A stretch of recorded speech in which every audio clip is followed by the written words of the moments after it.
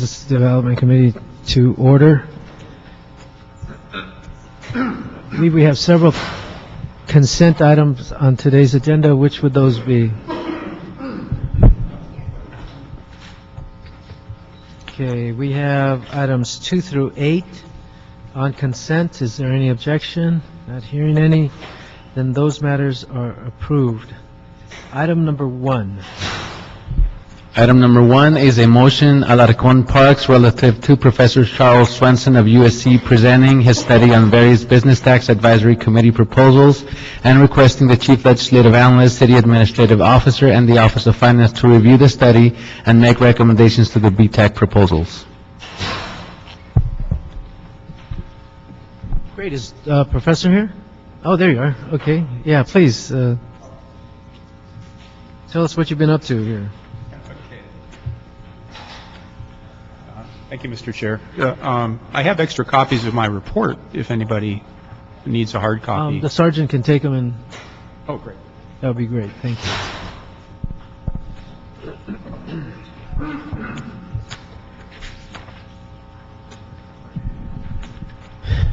I think generally speaking, the city is abuzz with your report suggesting that an elimination of the business I'm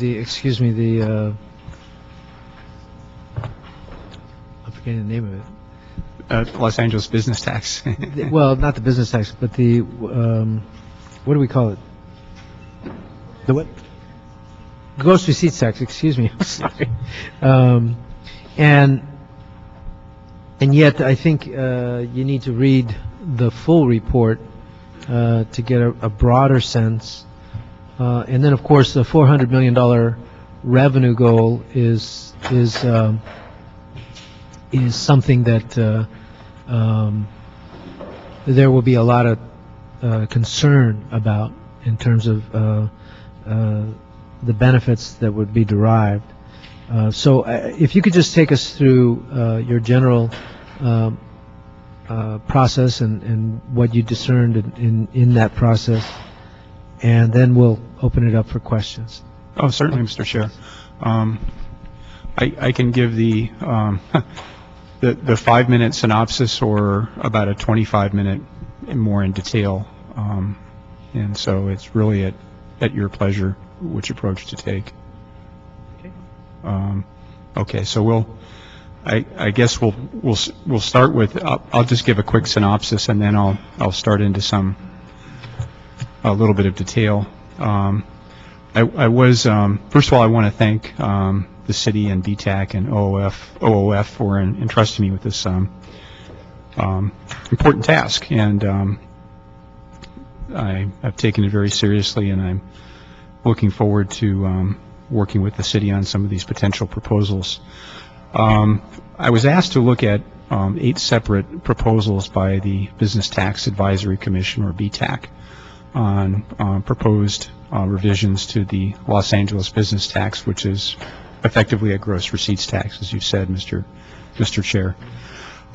In the executive summary of my paper, which I understand is also available publicly now, in the executive summary I show the analysis for each of those on pages 3 and 4 of the paper in terms of expected job creation and expected revenue effects to the city. So I'll just speak to each of those 8 very briefly, the net impact, and then I can kind of go into more detail after that. The first proposal was to reduce tax rates on various service industries in Los Angeles. Their current rates range up to 50.50 per thousand. As you can see by the table there, depending on the rate reduction, which could go as low as $1, which would cut it by significantly, this proposal has the potential in the longer run to create between 39 and 94,000 jobs for the city. The revenue impacts of that proposal, on average, in the long run, would be a small gain of $5 million per city. So it's roughly revenue neutral. What I've done in each of these cases is look at also a worst and a best case scenario on the revenue impact as well. So in this particular case, there's the possibility in the long run of a $36 million loss. There's also the possibility of a $46 million gain. And the reason I put these ranges on this is because, as I'll talk about later, when we're looking about revenue impacts to the city, the direct linkages between business activity and each component of revenues that the city collects are a little difficult to establish one-on-one and precisely. And so, just to give you an example, the city gets 1% of the sales taxes collected within the city of Los Angeles. However, with the data we have, it's hard to tell what percent of that is actually paid by businesses versus individuals. And so that's just one example of the different types of revenues. So what I've done is use some statistical methods to estimate that revenue impact. And I've done that with all the different revenue sources. So I can estimate, Mr. Chair, as you mentioned, there's a $400 million business tax in total. That I can estimate very clearly the potential loss in business revenue taxes as a result. On the gain side, from companies moving into Los Angeles, companies not moving out of Los Angeles, or existing companies expanding operations, the gain side is a function of all the different revenues that those companies' tax base would create. And those are based on, I think, fairly sound estimation methods, but they are estimates, and so we have kind of a low and a high side estimate, and that's what's reflected here.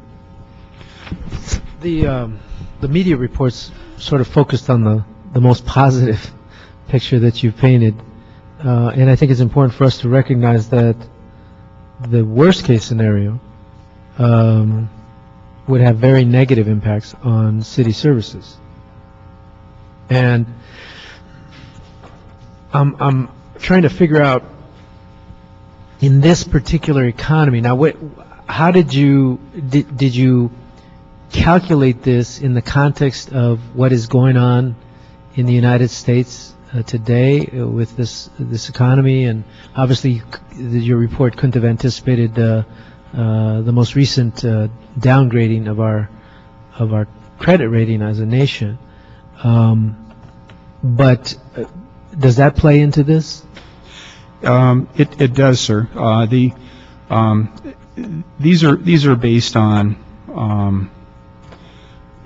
fundamental economic rules in terms of if you reduce costs for a business, and one aspect of that is taxes, how is that expected to affect companies' behavior? And in many ways, that's somewhat independent of the actual economy that's occurring. So, for example, unless we have something catastrophic where there's absolutely no firms can finance anything temporarily, of course that would have an effect here, but it's a timing thing. So these are based on current conditions on average, assuming they continue as they are right now, which is slow to moderate growth in general. To the extent we get higher growth, then these numbers go up, and the time to fruition in terms of the job growth and revenue growth will be accelerated. To the extent if we, God forbid, go into another recession, these numbers will take longer to realize. But they're still based on good economic theory that holding everything else... Positive numbers will take longer to realize. The negative numbers would be expedited. These are relative to what we have already. Right. So holding other things constant. So the ranges that you have presented are vast. From the worst case to the best case, there's huge gaps, and what it would indicate to me is that at a minimum we have to proceed with caution. Would you agree with that? I'm actually just kind of fulfilling my professional responsibilities. My assignment for BTAC was actually not to make any recommendations. I think BTAC that's kind of in their wheelhouse right now about how to proceed with this. My job was just to do the analysis and kind of lay out the numbers. Mm-hmm. Okay, let me ask you some specific questions. On page 46, it states that revenue projections you make will not be realized for 5 years. Do you have an estimate on how much of a change we'll see on a per year basis? On a per... And could you also explain that statement? Does it mean that if we eliminated all of the business tax, in 5 years we would realize these? Well, I have a couple of questions, but first of all, are you saying that the expected city net revenue that you've described here would be realized each year, or it would be realized after 5 years? Oh, each year. Each year. Okay. Yes, they're actually, and in fact, some of them would actually be realized early. And it sounds a little complicated, but let me try to explain. Suppose the city does enact a tax reduction that would go into effect, let's say, for 2012.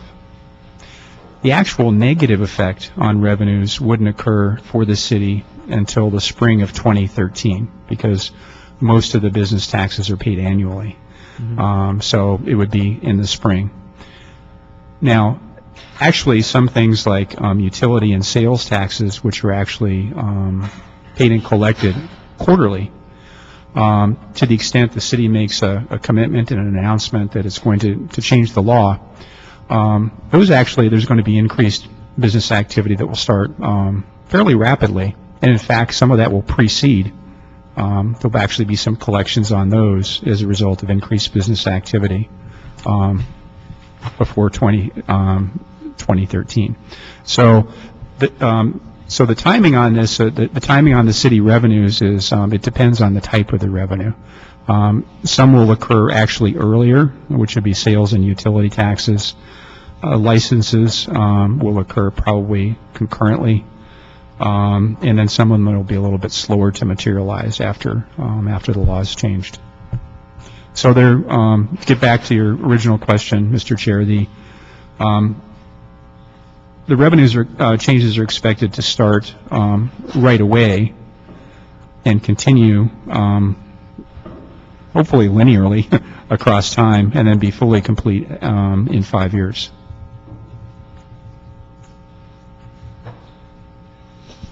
Okay, so when you said that the revenue projections you make will not be realized for 5 years, what does that mean? I think that means fully realized. So they're going to occur over time. I think they would sort of increase gradually and then stabilize after 5 years? They'll stabilize at 5. Okay. Conventionally in economics, we have what's called the short and the long run. Have what? The short and the long run. Oh. And the long run is basically depends on the situation, but it's essentially enough time for all the markets to adjust, for things to settle down, and in this particular case, 5 years would be conventionally considered to be the long run. Okay. Now, where exactly is the activity? You talked about business activity stimulating additional revenues. What exactly is that activity? What are those different kinds of activities that would stimulate the additional tax revenue? Oh, sure. Obviously, new business creation, but are there other activities? Reinvestment. Reinvestment. There are actually three major sources. Okay.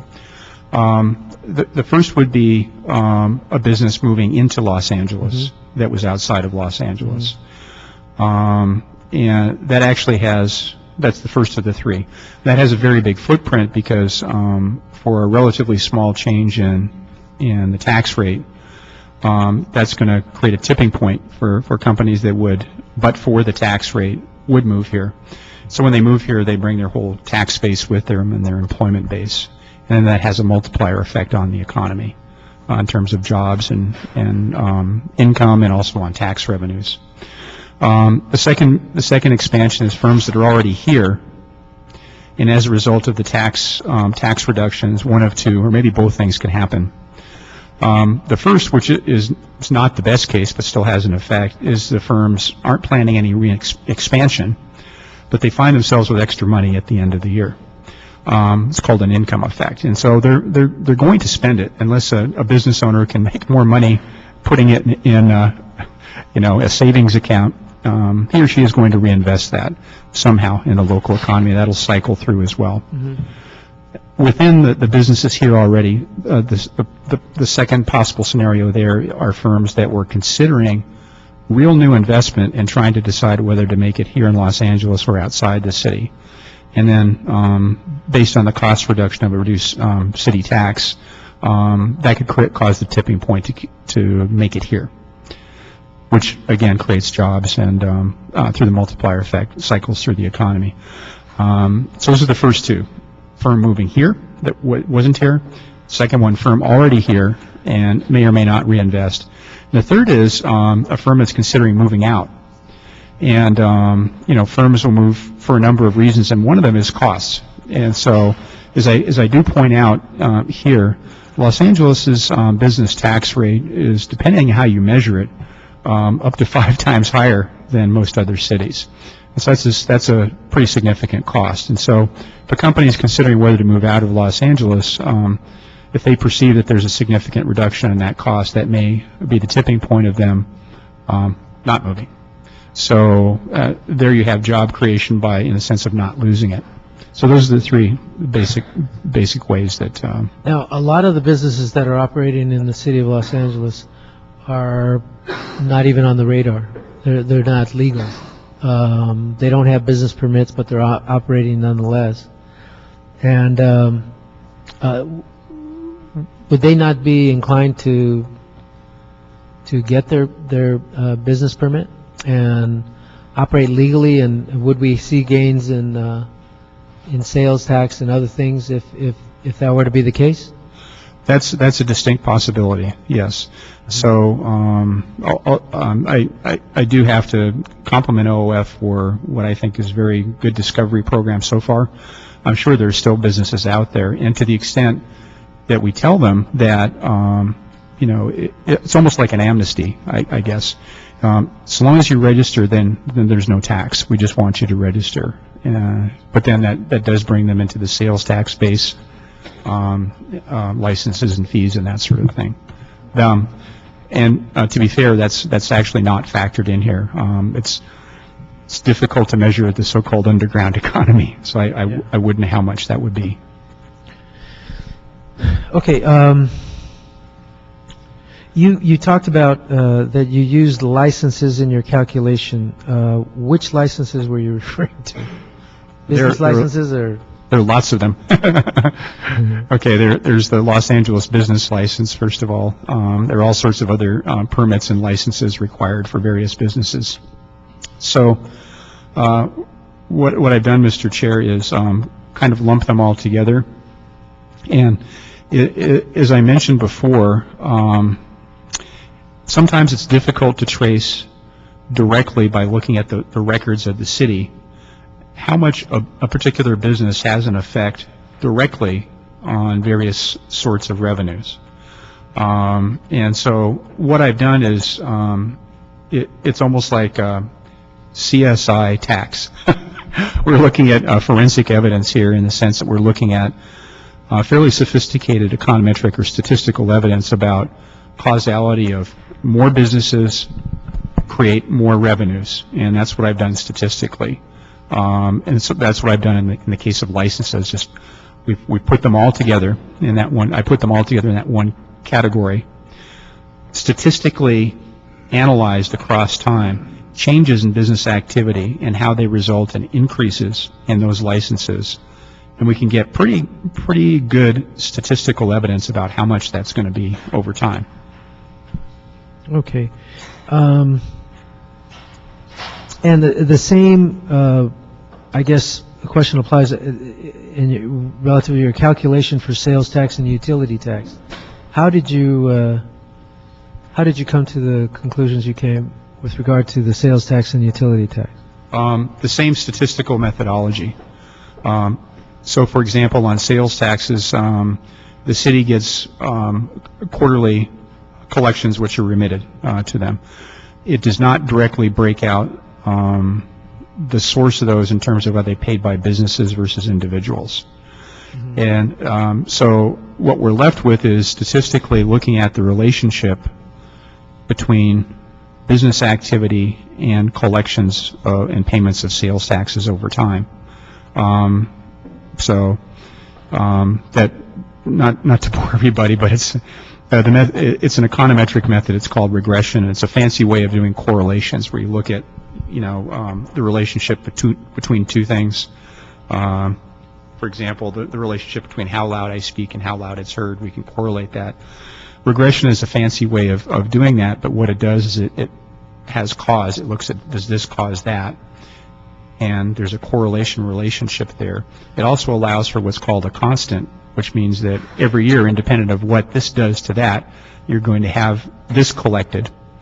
And then there's a third thing, which is called an error term, which isn't explained by our statistics. And so, for example, for sales taxes, I look at the number of businesses over time, and I regress those on the number of the sales tax collections over time. And statistically, what pops out is a very good model with a 95% explanatory power, which shows that about 2/3 of that are in a constant, which are attributable to individuals paying that, and the other third attributable to businesses paying that. Okay, just in very rough terms, not speaking of the dollars. And then what you have is something called an error term, which isn't explained by the model. And that's just fluctuations in price levels and things that can't be explained. So that's kind of statistically the methodology that is used. And I think it's kind of consistent. I've been in this business for 27 years doing state and local based economics research, and I think I believe it's a very reasonable approach to the estimation. Okay, now we implemented the business tax holiday, and new businesses coming to the city of Los Angeles don't pay gross receipts tax. Was that factored into your study? Yes. What I did was I looked at what they're paying now versus what they're going to pay later. So effectively, that's already been built in. Okay.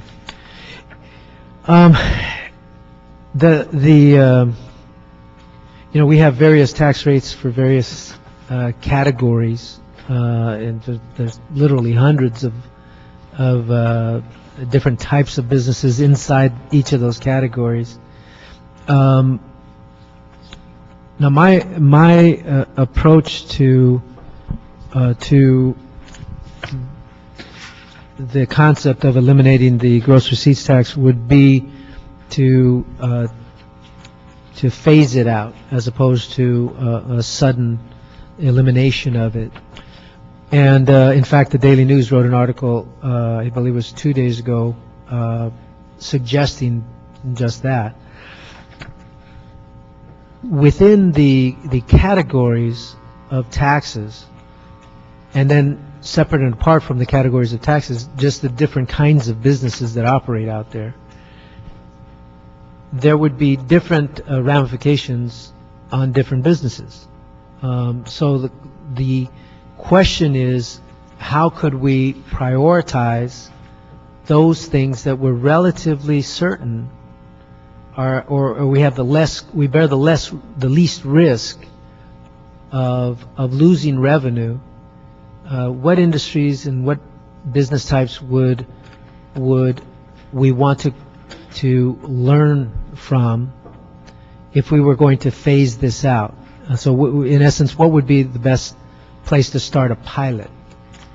Some people might say in the middle. I would want to do it where it's the safest. So what would be the safest approach in terms of what businesses would probably generate as much or more revenue than they are generating through the business tax? Actually, Mr. Chair, it's a question I wasn't prepared to answer. If, with your permission, I'd like to think about that and get back to you.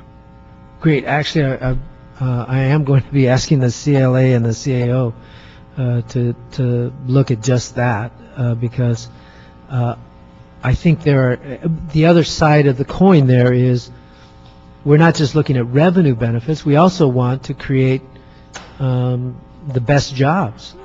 So we want to focus on, in the initial phases of that transition, we would want to focus on those jobs that pay the most and where there's most job growth potential.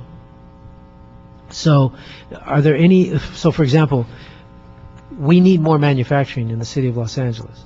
That might be a good place to start. I don't know. We also need high-paying jobs. So what are the job categories? What are the business categories that if we eliminated the business tax, they would generate the most high-paying jobs? And then there's some segments, even in your chart, where you talk about job growth in so in the third category, if you did it one way, you generate 466 new jobs. But if you do it another way, you're generating potentially 131,000 jobs. So I would also want to focus on those that would create the most jobs. So are there any industries that stick in your mind that might generate or reduce the risk of revenue loss to the city of Los Angeles more than others? Mr. Chair, some stick in my mind, but I prefer not to. I'm a cautious man. I would prefer to do some more analysis and get back to you on that. Okay. I was asked by BTAC to look at this at a more aggregate level, which a complete elimination. or actually, there were 8 different proposals which were fairly Right. technical on how they affected different industries and that sort There of were thing. various different approaches. So it wasn't actually looking at a complete elimination. In each category, there wasn't necessarily a complete elimination, right? Oh no, sir. There. So, for example, it says limit maximum tax per entity to $2 million. Obviously benefiting the largest corporations, but not helping the small guys, which generate the most jobs. Correct. But that's still, nevertheless, not a complete elimination of the business tax. Right. If you look at the executive summary, the complete elimination of the business tax is only in number 2. Okay, thank you. That's only number 2. So I can go back and go through this again if you want, or start. Well, actually, what I'd like you to do is, I'll be introducing a motion tomorrow to ask the CLA and the CAO to do an analysis that would look at the various industry models and to prioritize, what might be the best place to start. I'm assuming the CAO is very skeptical about this whole thing because they don't want to lose $400 million in guaranteed revenue. So they're going to have a very conservative approach to this transition if we make it. But I think that's exactly why I want their input. I want to make sure that we get started on the right foot, that we don't make a mistake, because if we make a mistake, it could have dire consequences to city services. So I appreciate these varied models that BTAC has presented to you.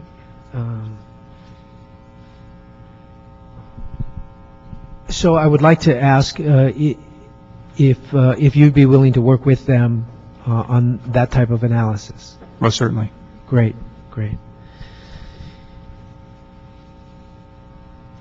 There's this very complicated question that my staff wrote here that I'm not going to bother you with. What I'd like to do is ask I'm going to read it first while my colleagues are asking questions, and then I may come back to it, but otherwise I want to get public comment as well. So first, I would ask Mr. Krikorian if you have questions, and then Mr. Parks. I just have probably one or two initial questions. This report's only been out for less than a week now, and I see that representatives from BTAC are here, and I hope that they'll be providing comment on this, but I assume, since it's only been less than a week, that BTAC has not probably had sufficient opportunity to really review this in depth yet, and you can just nod, or would you prefer to have some more time before coming back with more thorough comments, Mr. Hitt and the other representatives? Maybe you just come on up and see what's the status, if I can, of BTAC's review of Professor Swenson's report. Good afternoon, Lloyd Greif, Chairman BTAC, Councilmember Krikorian. In answer to your question, we had been exposed to this draft more than 1 week. There was a RFP subcommittee consisting of 4 members of BTAC that was assigned to work with the Office of Finance and the professor. And so we've seen, we've gotten progress reports on his work, and we've seen an earlier draft. In fact, we've seen 2 earlier drafts of what is now the final report that you see in front of you. So BTAC has had an opportunity to spend more time with it than granted the 3 of you gentlemen have had an opportunity to do. That being said, we do not have a specific recommendation at this time. We have a meeting of our RFP subcommittee again this Friday to talk about potentially making a recommendation to all of BTAC.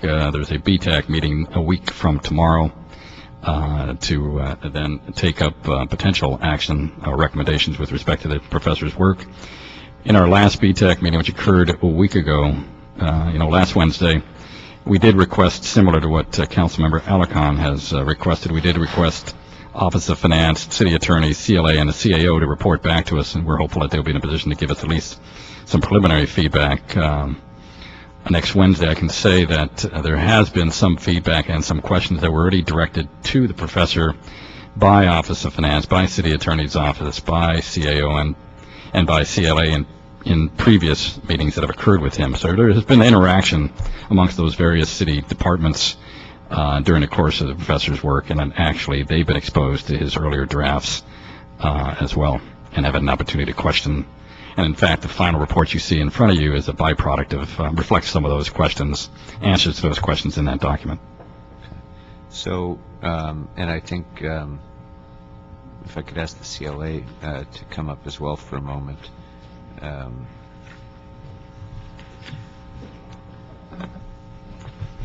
Mr. Wickham, have you had an opportunity to look over the report yet, and what would be a time frame that you would think appropriate for a more thorough analysis of the report so that you could report back to this committee with your questions, comments, analysis? Yes, John Wickham with the CLA's office. We've taken a preliminary look at it, but it's a very technical report. I know that we'd like to take some time with the CAO to review this and go over the findings. It's the professor's report and BTAC's report and the issues that they've been looking at, so we want to take a look at what comes out of BTAC as well. I think 30 days would be an appropriate amount of time once all of that comes together, and we'd be able to come back to the committee with our review.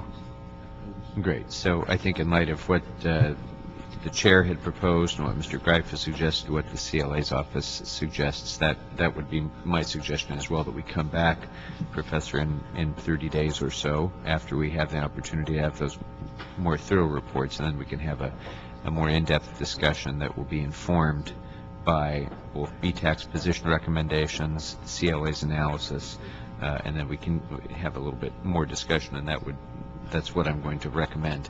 But in the meantime, a couple of specific questions. One of the sources of additional revenue that you most rely on, as an assumption, if there is an elimination or a reduction in the gross receipts tax, would be an increase in property tax resulting from the arrival of new businesses in Los Angeles.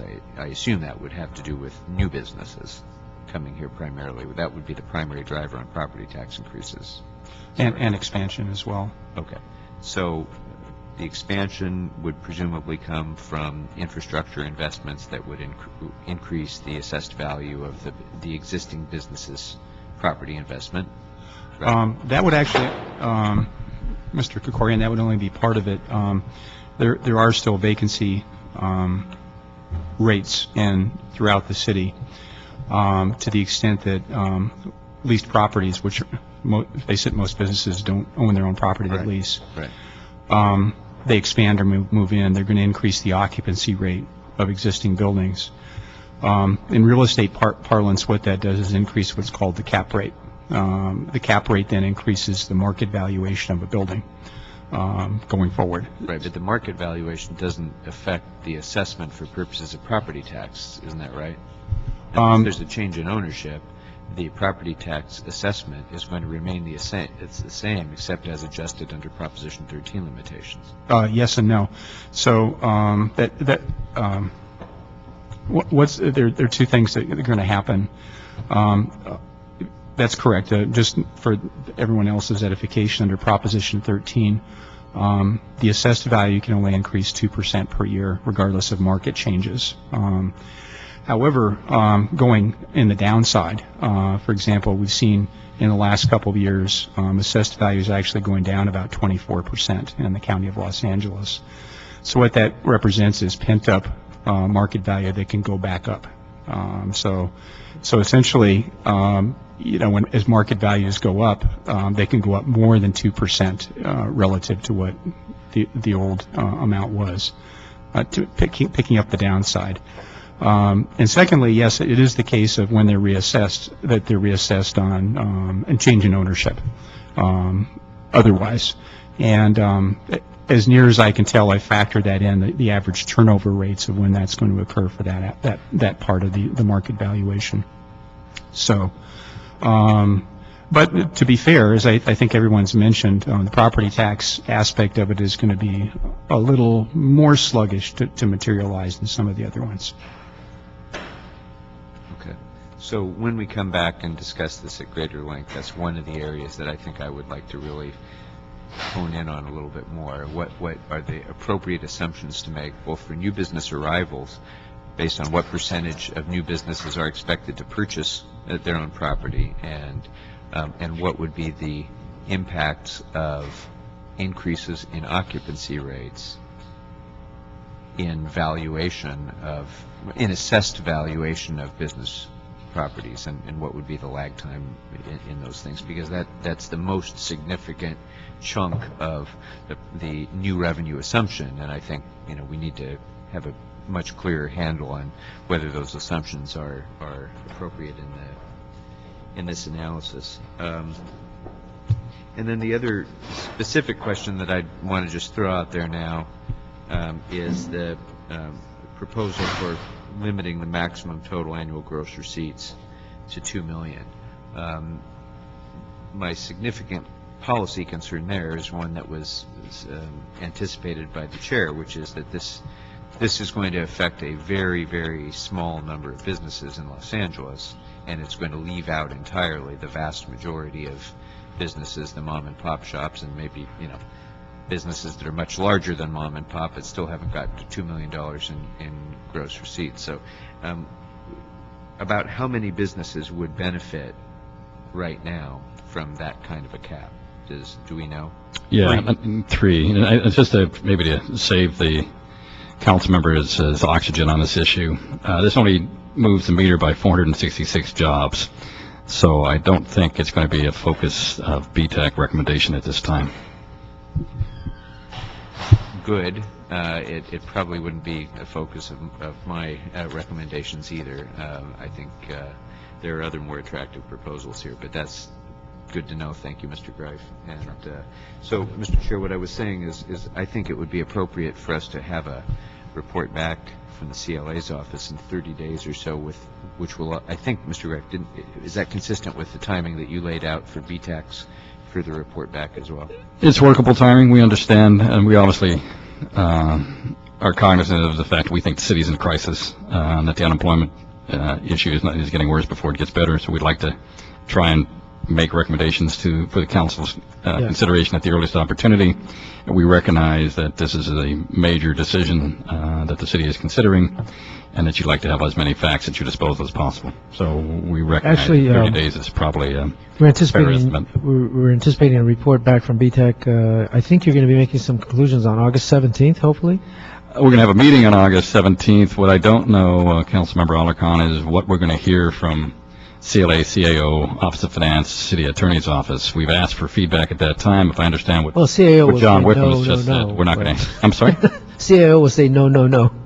Well, we haven't heard that officially, except through you, sir. We'll see what everybody else says. I think what I'd like to do is, of course, we need to get the input of the CLA and the CAO to report and really have all the input we can. And yes, there would be a report back. Actually, what I was hoping to do, tomorrow I'm going to introduce a motion, and in that motion there will be a report requested from the CLA and CAO after receiving the recommendations from BTEC and analyzing the report from Dr. Swenson. So then we would come back when, whatever the appropriate time for the analysis would be. But I agree, it should be in short order. So tomorrow I'll be introducing a motion to sort of stimulate with more focus the discussion and then let the debate move forward. When you say stimulate more focused discussion, we have 8 recommendations that were made here that we specifically commissioned the professor to perform research on. Right. And our contract with the professor through the city enables us to tinker with those as well and give them additional proposals to look at. But with respect to these 8, it's our intention, as we consider it as BTEC, to come back to the Jobs Committee and City Council and the Mayor's Office with specific recommendations that will involve those 8 proposals. And it may be that we would recommend one proposal or a collection of proposals. Yeah. But we would, of course, that's what we would like, certainly, CLA and CAO to analyze. Yeah, and so we'll have that opportunity as well to analyze all of it as quickly as possible. But I think we do need to agree on some concepts very quickly. So, for example, if we're talking about a complete elimination of the gross receipts tax in short order, I don't think that's going to happen. I just politically that's not. That would have a devastating effect on city services. If we're talking about a phased-in process, then we need to hone in on how do we phase it in, and what triggers we would put in place to reduce the risk, to ensure that it is on course with the better case scenarios rather than the worst case scenario, and so. Which actually is consistent with what the Daily News printed just a couple of days ago. But again, I think we need to put as much on the table as quickly as possible to stimulate that debate, and that's this is a good beginning.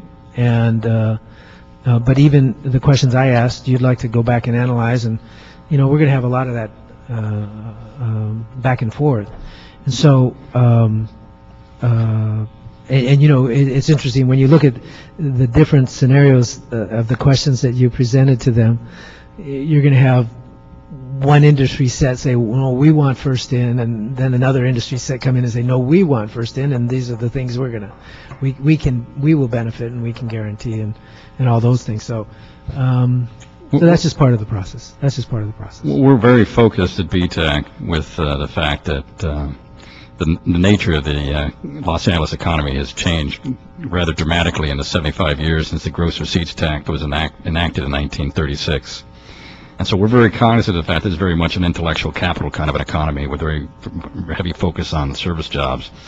And clearly those are unfortunately the most mobile businesses. Those are ones that can easily locate wherever they choose and can pick up and leave at any time, or make a determination that they don't need to be, have a City of LA address to conduct their business. And so it's with that focus that we're going to be coming back with our recommendations, because I don't think, and I know you share this view, I don't think the level of unemployment in this city is acceptable. And if we've got the highest unemployment rate of any city in California, and California's got the second highest of any state in the country, that's nothing for us to be proud of. And I think it's something that's a call to action for the city council and the mayor's office to say, what is it that's going to take to drive employment gains in the city? And certainly getting businesses to stay and attracting new businesses and getting existing businesses to expand is one surefire way to grow jobs. Yes, and that's why we need analysis, for example, of the business tax holiday. Has it derived the benefits that were projected? Is that occurring? And It's only been 1 year, I think, in that regard. Exactly, and so we need to, but those are the kinds of things we need to look at, because we don't want to miss our mark, and we want to be most productive with our final determinations. Mr. Parks. Thank you, Mr. Chair. Mr. Swinton, let me just ask a couple of things. Didn't get a chance to read cover to cover, but I went through a great deal of your study. The one thing if I missed it, you can correct me, but I was hoping that in going through and analyzing the 7 or 8 recommendations, that we've gotten a much stronger case study on some of the things that we have done to see if it actually tied to the creation of jobs. Did it bring in the business we projected? The one that is probably the most recent is the tax holiday. I think we projected about 55,000 new jobs. And I'm just wondering, have we seen any of that progress so that we could have a comfort level? Because I do believe, as we've talked about recently at LA Live and different places, that if you turn a parking lot into multi-billion dollars worth of business, you're going to benefit through a variety of ways. But I'm not as sure as whether you just throw the net out and you're going to capture indiscriminately folks that just find a need to rush into LA. And I'm just wondering, on that whole issue of tax holiday, we also did a remarkable 15% reduction. There was projections of how many jobs that would create. Did we sense any of that on those two very clear ideas as we move forward? Yes, thank you, Councilman Parks. It does make sense to actually see if it works. And so what I did in this paper was I looked back at 2 changes recently to see if there had been any employment impact. And you've mentioned a couple of them. One is really too recent. It was a little bit less than a year ago, and so the employment data actually still isn't public for me to examine that yet. The 15% changes across time are a little bit more difficult to examine because in my business, we're trying to disentangle cause and effect. We need to. It's best to look at one isolated change rather than a sequence of changes. And so what I did look at was a 2001 and a 2007, 2 separate law changes here in Los Angeles. The 2001 was a new business exemption, which basically allowed companies that had under 500,000 of gross receipts to have a 2-year exemption from the tax, and that had not existed before. That was the precursor to the, what was it, the business holiday? Yes. Okay. Except the business holiday was just had no limit on it, and this one was 500K. And through what I think is a very carefully constructed empirical design to look at that, where I looked at the rate of change of growth in companies in Los Angeles before and after, compared that within that subsector to larger firms in Los Angeles as kind of a control group and their rate of change, and looked at what's called the differences or how the trends changed. I detected about a 3.6% firm and job growth. It's actually closer to 5% as a result. And what's that in numbers of jobs? I'd have to go back and look, sir. I can't remember off the top of my head. So the area of looking at the 500K exemption, what since its inception? Because I think when we did the tax holiday, it kind of put that on hold, didn't it? Because we went with, you didn't have to have a cap of 500. It could be any Correct, we just took away new the cap. business. Yeah, so what I did was, again, in my business, when we try to control for other things that could have an effect, we want to look at a very short time period. So I looked at just the first year, 2001, because, gosh, lots of things could happen in 2002 going forward that could have an effect. So a very, very precise experimental test and statistical test as well. We get what's called an elasticity, which is, in our business, it's the percentage change in business with respect to a percentage change in tax. And that's a number you can use anywhere. So if for example, we find that there's a 0.2 elasticity in what I've looked at in Los Angeles. So that means that, generally speaking, regardless how big or small the tax cut is, you're going to have that elasticity of about 0.2.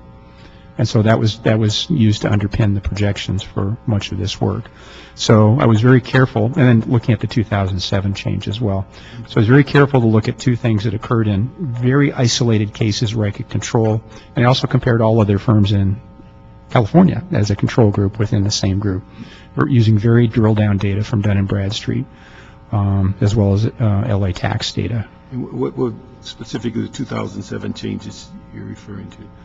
They affected really small companies. There was $100,000 for a company that has gross receipts of $100,000 or less. They didn't pay any. They didn't have to pay. Okay. And I found very small effects with those guys. And the practical matter is they're very tiny firms. Most of them they're sole proprietorships without even employees. So I found some change, but nothing like the 500,000 experiment, which is, I think, more realistic. It's got. Did you see any growth in that 100,000 less group? Because they still have to register. They still did. Yes. Depending on the data that you look at, whether it's LA tax or my data, it was about, the number's smaller. The number's smaller than the 2007. I have to look it up here. That's good. Let me just ask the other thing, on the sense of the lag time, understanding that if you go forward on some of the recommendations or any of them, that you have lag time before business adopts them, moves forward, and then you start populating all of these other tax bases. And then one of the comments I think was very evident in your report saying, and we also have to keep in mind that new businesses often fail at a very high rate. So I'm just wondering, what is your perception of the lag time, and when, if you make these moves in the direction that the lag time, and how do you compensate for that lag time, and if that lag time becomes excessive, how do you adjust to that? I think the lag time of 5 years, which I put in there, is the absolute maximum, realistically, in this type of setting for everything to play out. Realistically, a lot more is going to occur earlier. And I'll just give you an example. In the 2001 law change, we saw, depending on how you measure it, a 3 to 5% change in increase in employment for those groups within 1 year. Within 1 year. So you're going to see. What group was that now? 3 to 5% increase in employment in a year. In a year, and what group were you looking at?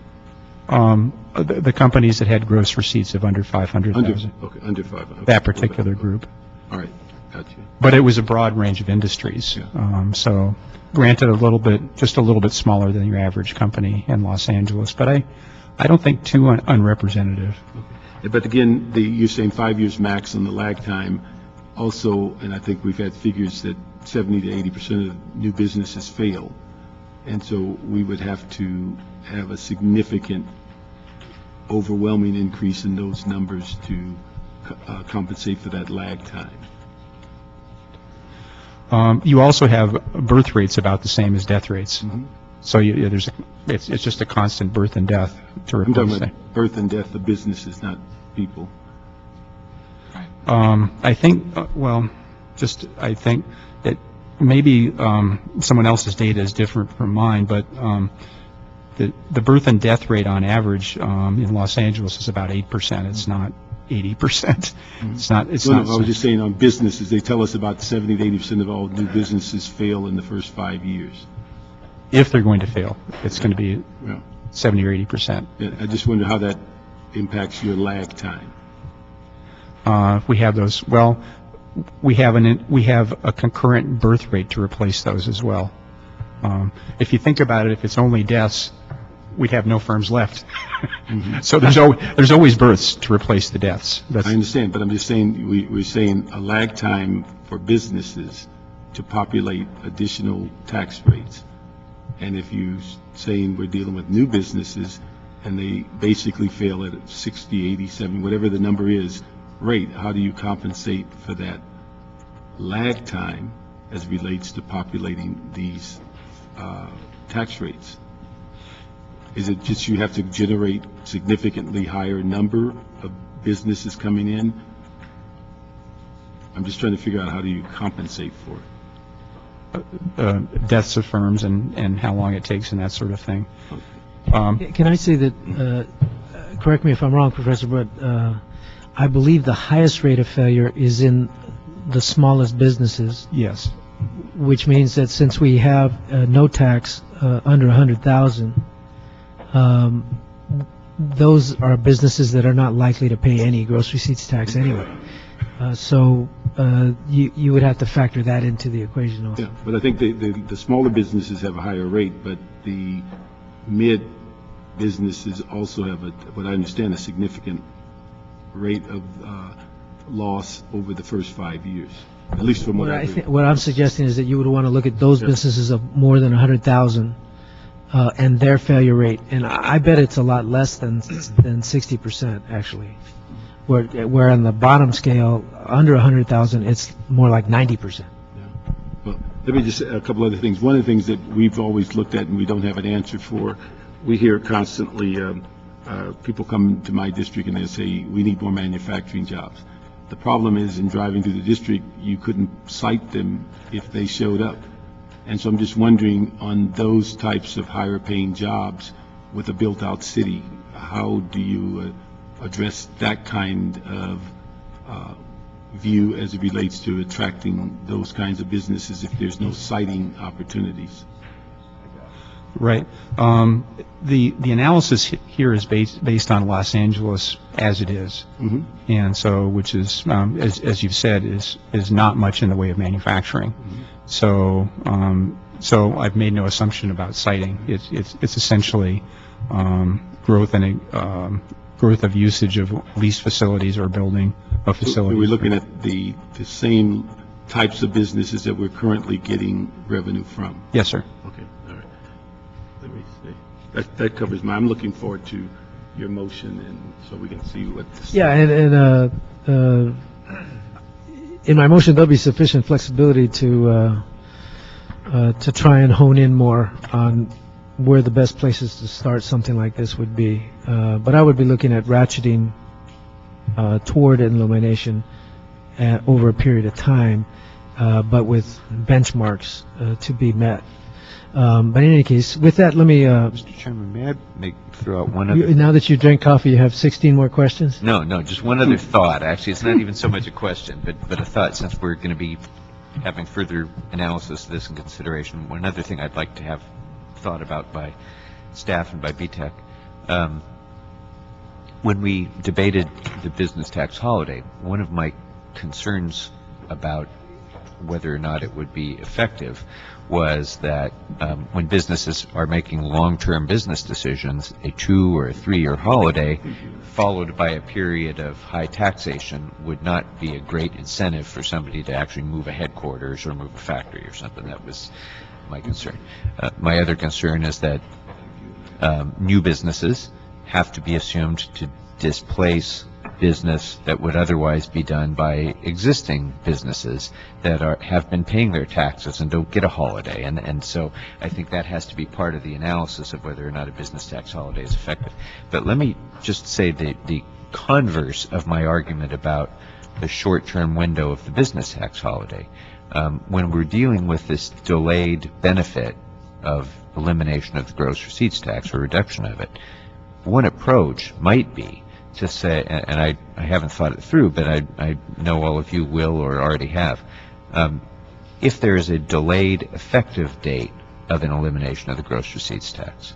And it's, and to whatever extent that we can make it irrevocable or, something that businesses can count on, assuming that business plans take a longer term horizon than a couple of years, it would seem to me that siting decisions would be made, money would be spent, property would be purchased or rented within that time frame in anticipation of getting the lower rate after an effective date that's set out a couple years, say, just hypothetically. So we would start to derive the increased revenues before we would suffer the loss of revenues from the reduction in the gross receipts tax. It's kind of the reverse of the business tax holiday concept.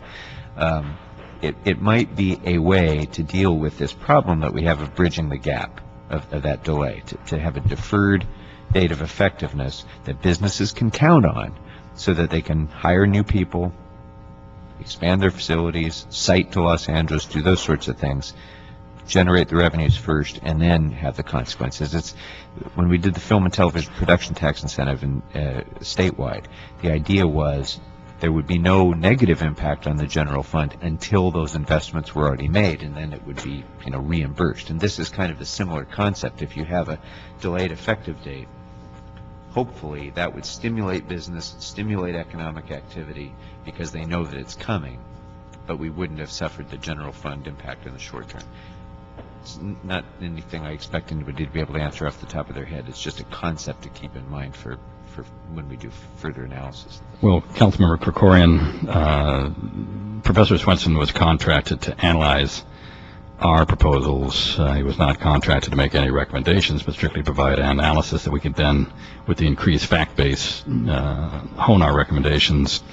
Our recommendations did not entail anything with respect to timing, whether it be going, the city going cold turkey and getting off its business tax addiction overnight, or whether it be a phased withdrawal process. So we're certainly looking at those time factors. We just know that if you talk about something that occurs 3 years from now, and businesses have to wait for 3 years or 4 years or 5 years for anything to happen,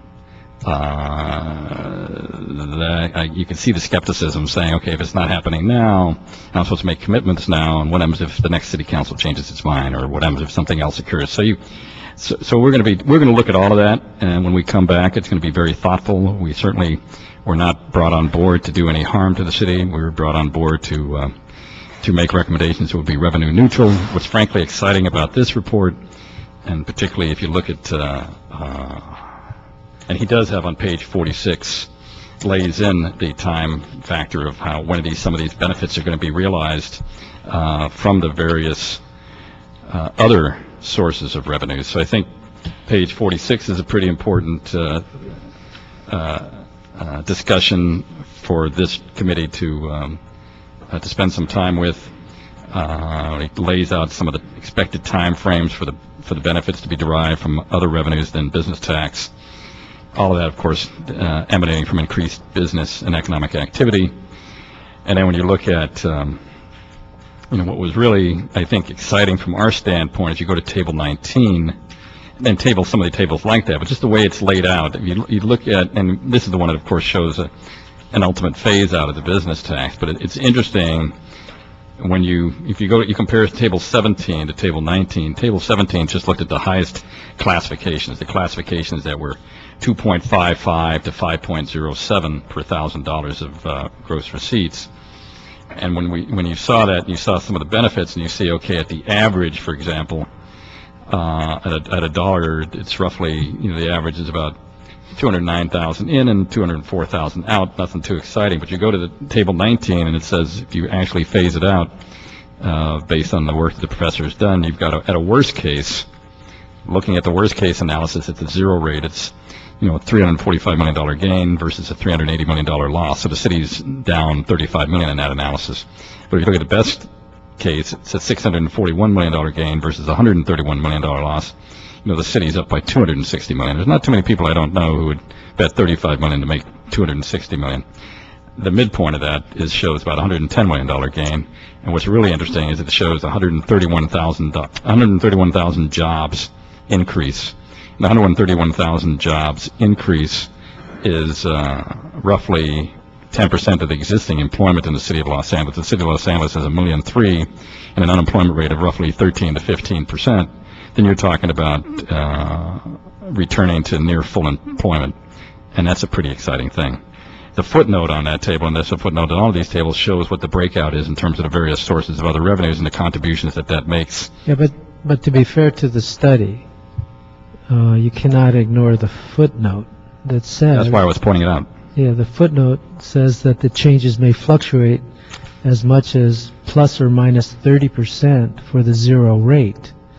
A 30% miscalculation on the, or I should say, excuse me, not miscalculation, but deviation on $345 million is a lot of money. Oh, Mr. Alarcon, Yes. it's probably my bad writing here, but that 30% is already built in.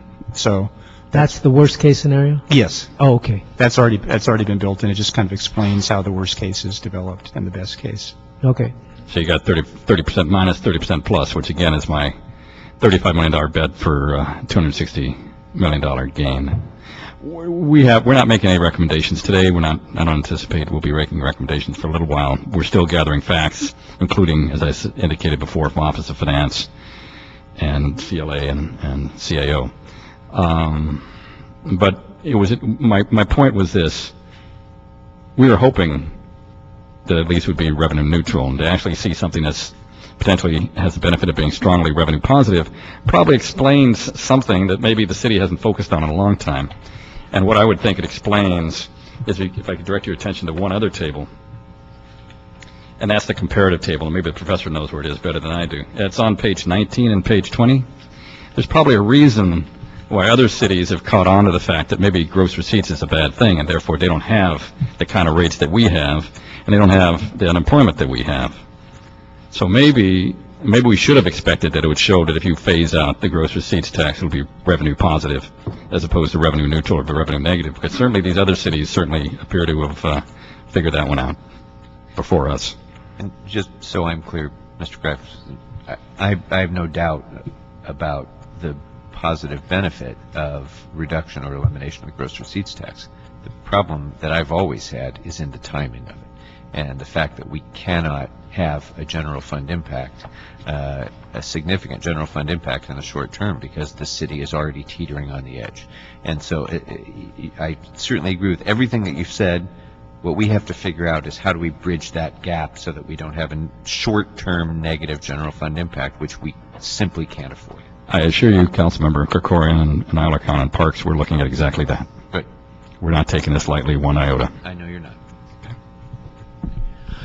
Well, I think I can say, Mr. Krikorian, that with two mayoral candidates and the mayor of Los Angeles saying that they would like to eliminate the gross receipts tax publicly on the record, I think we've already sent a message to the business community that we're likely to see change in the gross receipts tax.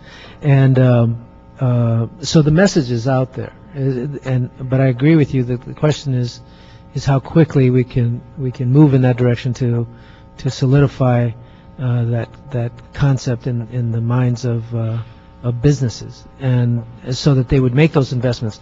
And also how you devise that transition, and which industries are impacted first, will have everything to do with who's going to be reinvesting. But I can tell you that most businesses, in my mind, are not going to make significant changes until they see the cash, until they actually see the benefit of it. Then they will have the ability to increase their potential financing capabilities and get loans based on that new revenue stream. So I think we need to do it. And it's just a question of how we do it, but I would, if the business community hasn't heard it with the statement from Mayor Villaraigosa, the Controller Wendy Gruhl, and President of the Council Eric Garcetti, then I'm not sure there's much we could do to send the message that we're moving forward in this direction, and that's what I want to do, and I would like to see it expedited. It's interesting. I was having a conversation with Miguel Santana, the CIO, on this subject just a couple of hours ago, and we were both saying that it's interesting because our greatest complaint from the business community, at least in my history of 20 years in public service, in an elected office, working with Mayor Bradley even before I was elected, was not so much the amount of the tax or the fee, but processing delays that are incurred by businesses, and that drives them more crazy than anything else. So we absolutely do not want to undercut the city's revenue stream, because we've already seen our planning department is slowed down. Our building and safety is slowed down. And like the inspections or not, if they don't do the inspections, you can't move forward with your project. And so we have to be very mindful of that balance. That if we could do this in a way that doesn't undermine our ability to process projects, process business opportunities, then I think that would be the safest way to go. I'm going to call the public comment cards. I only have 2, although I want to commend the BTAC committee for saving the city's money by putting 3 names on 1 card. I don't know how legal that is, but we will forgive you for that. Michael Gagan, Lloyd Greif, and Michael Bonner.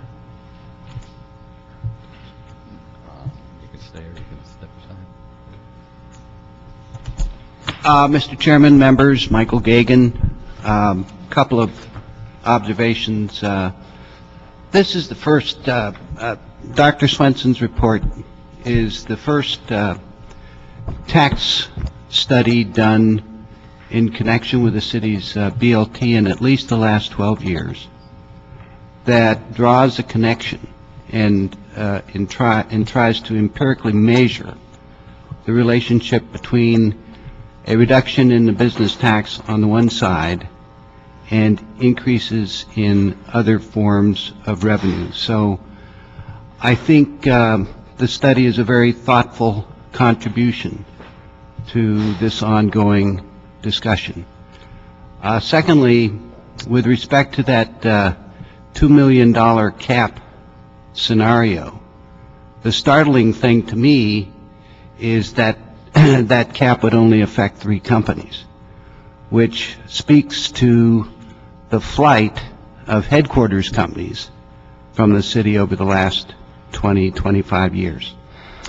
Also, speaking for myself, I think, as well as for BTAC as a whole, we're very mindful of the $432 million revenue figure that the gross receipts tax represents. And I might suggest that there are ways to reduce, for that tax to kind of wither away to nothing, while also protecting that amount of revenue. The model that was employed a few years back to gradually reduce the BLT 5% down to, total of 15% over a 3-year period, employed a lockbox mechanism under which increases in the BLT above a certain threshold level for 1 year were applied to decreases in the BLT in the subsequent year. And the same sort of lockbox could conceivably be applied to the reduction and phased elimination of the BLT if we created a base of other forms of revenue and applied increases in those forms of revenue to progressive decreases in the business license tax. I'm not saying that BLT will recommend that. I'm just suggesting that that is a way to phase out the tax without losing that $432 million in revenue. Thank you. Michael, you have anything you'd like to add? Yeah, Michael Banner. I'd just like to add a couple of comments about the discussion that I've heard today. And I've spent a lot of years in this room around economic development over the last 20 years myself, in that the work that we now have from Dr. Swenson, I think, is important, because now we have a document that at least sets some parameter on data collection where you can be informed and make a clear decision about how to compete, how to balance these competing interests, because clearly nobody would like the city of Los Angeles to suffer through some economic problem by a loss of revenue. But the thing that I find striking in the discussion by the committee members is that your quest for certainty on budgetary matters is important, but that's the same issue that business people have on the other side of the table, trying to have certainty about their ability to raise revenue, make a payroll, and hopefully have a profit at the end of the day. So there's some commonality in the interest there. The other thing that I would say, if you look at the history, say the last 5 years of the business tax, it's been fairly stable. And whatever you pick as an economic downturn to look at it, you're going to see that the city is actually benefit even through downturns for the business community with the collection of this tax. So as a business owner, you would stand to reason that if I'm having a bad time, but the city continues to benefit with effectively my money, is one way they could look at it, because you could easily make the analogy that if you're a professional services firm and you try to generate $1,000 worth of revenue, you're actually only generating $993 worth of revenue, because $5.07 goes right off the top for, I would assume, city services. And the chair just made a comment about let's not reduce the ability to pay for services. But if you're a business owner, you think you are paying for the services, and an expectation of high quality services for the money you're paying, I think, is in some respects where things are starting to come down at. The professor's work seems to show that the changes, revisions to the business tax do have some positive economic benefits to the city. Now, whether or not that's the way you as the public policy makers are willing to bet, I think is an important issue, because you can't put the city's general fund at risk. But without a thriving business community, I think you are putting the city's general fund at risk. Maybe this would be an appropriate time to say that you're looking at a committee that has supported enterprise zones, empowerment zones, tax credits on the film industry, the business tax holiday, and you know, and we're looking at this. I mean, so I don't think it's a fair statement to suggest to this committee that that we are not doing our part. No, that wasn't my suggestion. What I was saying is I think now as a body you have data and information to make a more informed decision, where my opinion in the past is the data didn't exist. So you now have, I think, a better ability to make a fair judgment. And I'm not suggesting what judgment you make. I'm just saying I think we now have, through the efforts of BTAC, to put data so it's understandable how you reach a conclusion. Yeah, I think it's an interesting point. Okay. I think it's an interesting point, because we're BTAC 2. BTAC 1 didn't have at its disposal the kind of quantitative research that's been presented to us now. I don't know if any of the committee members read the last page of the report, but the last page of the report contains a synopsis of the professor's CV. He's a rather modest man. The truth of the matter is he's one of the leading experts in the field of state and local taxation from an analytical and a statistical analysis. And so the research that we have here, I think, is extremely credible, and it's the first time that we've had this kind of data from which we can hopefully divine the right course to take to put the city on the right track in terms of focusing on economic development and, frankly, job creation. Because we're at a crisis right now, and it's, you only have to look at what's going on around in terms of the stock markets, et cetera, and what you're hearing about the economy and potential double dip, to know that there's no light at the end of the tunnel anytime soon. So the city needs to take bold action, and we hope that that this city council will see the wisdom in so doing. I want to echo one thing that my esteemed colleague on my right said. It was interesting that there's only 3 businesses that would generate more than $2 million in business tax revenue to the city. So that tells you that it just underscores the fact that we have less Fortune 500 companies in the city of Los Angeles than, for example, the city of Denver has. That's wrong. That's just way wrong. Doug Arsenault? Thank you.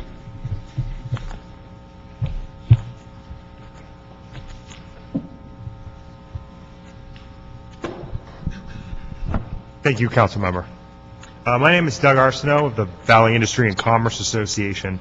We've been following the work of BTAC for several years now, since this committee created it, and we want to applaud them for their exceptional work towards eliminating this tax that truly lives up to its name. Dr. Swenson's report demonstrates that if the city axes the tax, business will pour in and will boost our city revenues in the realm of hundreds of millions of dollars. VICA fully supports the fastest process possible to make this gross receipts tax a thing of the past. However, we strongly urge this committee to trust in BTAC, which it has created and fulfilled with commissioners nominated by the members here today, and allow them to make their recommendation before moving forward. We understand that BTAC will make it in the next few weeks, and we fully support this 30-day review period. We ask this committee to continue the item until BTAC can formally enter a recommendation for your consideration, and not to duplicate resources by testifying in both places. Thank you. Sorry, what were the 2 places? Well, by testifying here, having the CAO, the CLA, testify here as well as testifying at BTAC. I mean, BTAC will have that testimony as working with the Department of Finance to create a comprehensive recommendation for your consideration. Okay, but the CLA and CAO are our staff, so wherever we consider it, they're going to be giving us the analysis that we need. So thank you for that. Okay, yeah, it is my intention to continue this matter and have the next step would be to anticipate BTAC's report and have the opportunity to review that.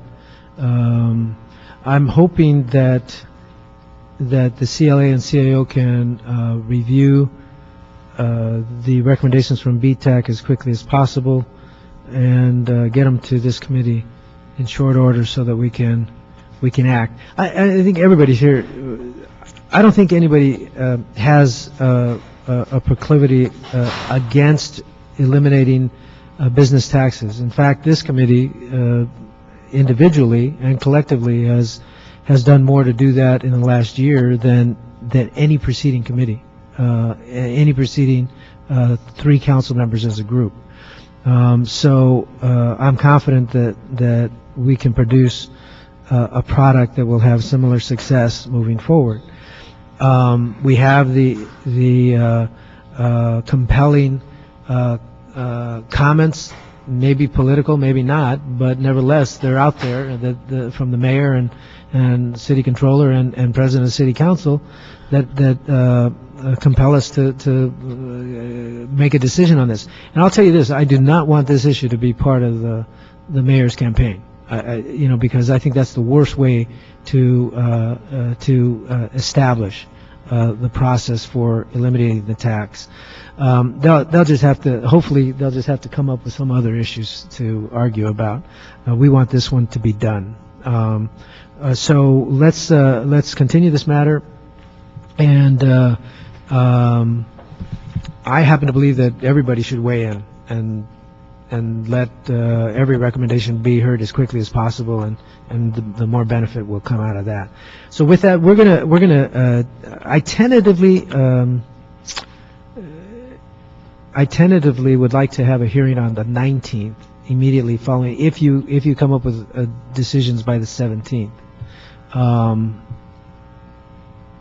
I have a procedural reason for doing that, but that would merely just be to have a quick reports from BTAC and from the CLA and CAO as to how we proceed from there. But if that doesn't occur, then we obviously won't have that hearing.